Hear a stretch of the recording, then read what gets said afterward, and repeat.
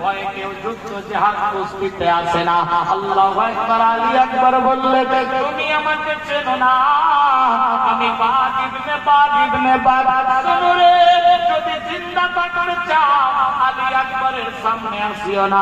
হাজ্জাজ রেগে ফায়ার হয়ে গেল। বিরাদার বন্ধুগণ, হাজ্জাজ বলে ঠিক আছে। সামনে যখন আসলেন ইমাম হুসাইন, ইমাম আলী আকবরের, আলী আকবর বলে ঠিক আছে, তুমি আমাকে আঘাত করো। হাজ্জাজ বলছে তুমি আমাকে আঘাত করো। আলী আকবর বললেন, শোনো রে, আমার ভাইকে কি তুমি মেরেছো? বলে না। তাহলে তোমাকে আমি বিনা দোষে কেন মারবো? সে আমার ভাইকে মেরেছে, তাকে আমার সামনে পাঠা। হাজ্জাজ বলছে আমি তার হয়ে এসেছি। আলী আকবর বললেন, শোনো, তুমি আমাকে জাজ করো। ইসলাম ডাইরেক্ট কেউ আঘাত করে না, ইসলাম কাউকে আঘাত দেয় না। ইসলামকে কেউ যদি আঘাত দেয়, ইসলাম তার জবাব দেয়। বলি সুবহানাল্লাহ, সুবহানাল্লাহ, সুবহানাল্লাহ, মাশাআল্লাহ। আমি ইমাম আলী আকবর বিনা কারণে আমি তোমাকে মারব না। তুমি আমাকে আঘাত করো, আমি তার জবাব দেব। হাজ্জাজ আমার কারাগার দেরি করলেন না, খাপের থেকে তরবারি বের করে হযরত আলী আকবরের উপরে মারলো।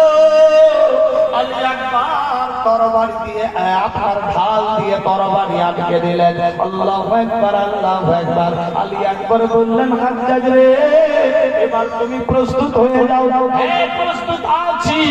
হযরত আলী আকবর নারে হায়দারি যখন বলেছে ইয়া আলী বলে, দেখবেন আজকাল জোশে যদি ইয়া আলী বলা যায়, শরীরের মধ্যে যা রোয়া আছে, এই রোয়া প্রাণে গর্দান সহজের হাত নিচে মাটির ভেতরে তরবারি ঢুকে যায়।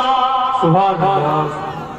এ বিরাদার বন্ধুগণ, যখনই আঘাত হয়ে গেল, জাহান্নামী হয়ে গেল, কম্পমান সবাই হয়ে গেল। আমাদের পীর পাহলওয়ান নেতা শেষ। আমরা আর কি করব, কার সঙ্গে লড়ব?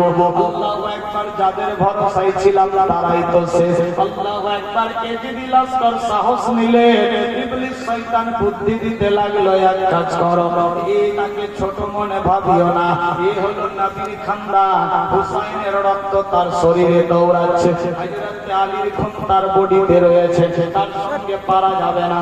আল্লাহু আকবার, আল্লাহু আকবার। বুদ্ধি বলে কৌশলে তার সঙ্গে লড়তে হবে। আল্লাহু আকবার। দলে দলে আলী আকবরের সামনে আসতে লাগলো।